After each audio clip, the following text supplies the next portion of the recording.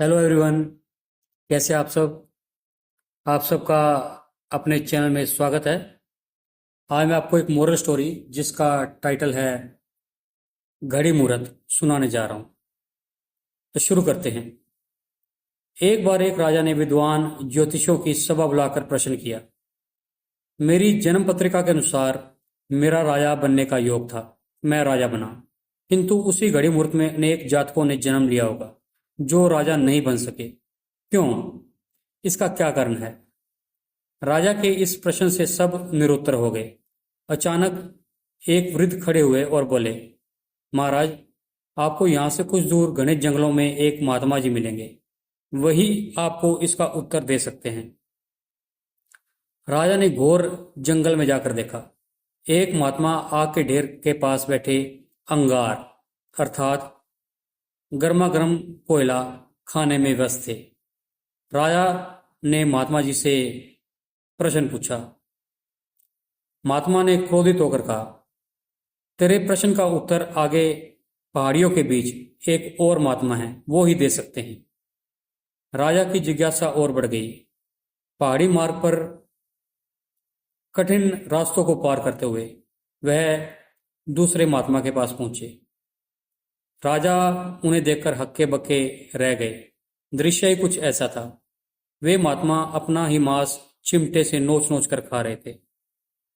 राजा को महात्मा ने डांटते हुए कहा, मैं भूख से बेचैन हूं, मेरे पास समय नहीं है।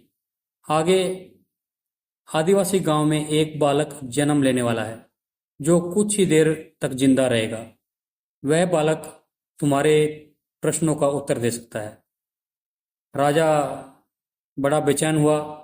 बड़ी अजीब पहेली बन गया मेरा ये प्रश्न, राजा ने सोचा। उत्सुकता प्रबल थी। राजा पुनः कठिन मार्ग पार कर उस गांव तक पहुंचा। गांव में उस दंपति के घर पहुंचकर उसने सारी बात कही। जैसे ही बच्चा पैदा हुआ, दंपति ने नाल सहित बालक राजा के सम्मुख उपस्थित किया। राजा को देखते ही बालक हंसते हुए बोला, राजन, मेरे पास भी अधिक समय नहीं है, किंतु अपना उत्तर सुन लो।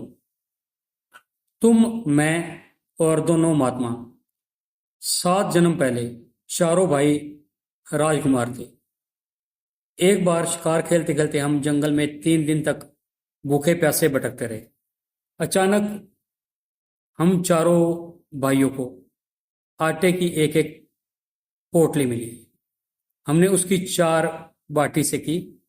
अपनी अपनी बाटी लेकर खाने बैठे ही थे कि एक भूख प्यास से तड़पते हुए महात्मा जी वहां आ गए।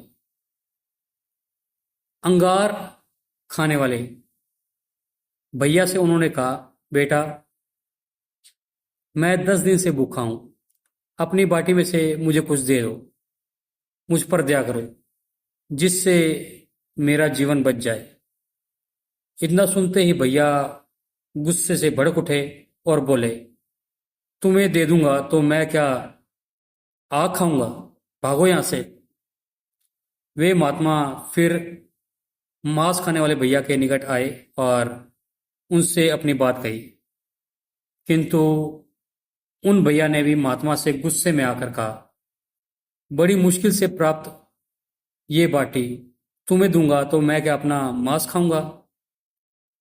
भूख से लाचार वे महात्मा पास आए और मुझसे भी बाटी मांगी, किंतु मैंने भी भूख में धैर्य खोकर कह दिया कि चलो आगे, मैं क्या भूखा मरूं? अंतिम आशा लिए वे महात्मा तुम्हारे पास आए और दया की याचना की। दया करते हुए खुशी से आपने अपनी बाटी में से आधी बाटी आदर सहित उन महात्मा को दे दी। बाटी पाकर महात्मा बड़े खुश हुए और बोले, तुम्हारा भविष्य तुम्हारे कर्म और व्यवहार फलेगा।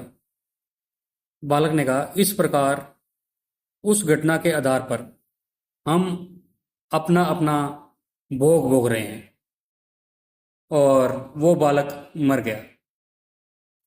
धरती पर एक समय में अनेकों फूल खिलते हैं, किंतु सबके रूप, गुण, आकार, प्रकार और स्वाद भिन्न होते हैं। तो आपको ये मोरल स्टोरी कैसी लगी? इसे हम कर्मों का फल भी कह सकते हैं। अगर आपको ये मोरल स्टोरी पसंद आई तो वीडियो को लाइक कीजिए, शेयर कीजिए और चैनल को सब्सक्राइब कीजिए। बेल वाला बटन जरूर दबाएं ताकि हम ऐसी कोई और कहानी डालें तो उसकी नोटिफिकेशन आपको मिल जाए। Thank you.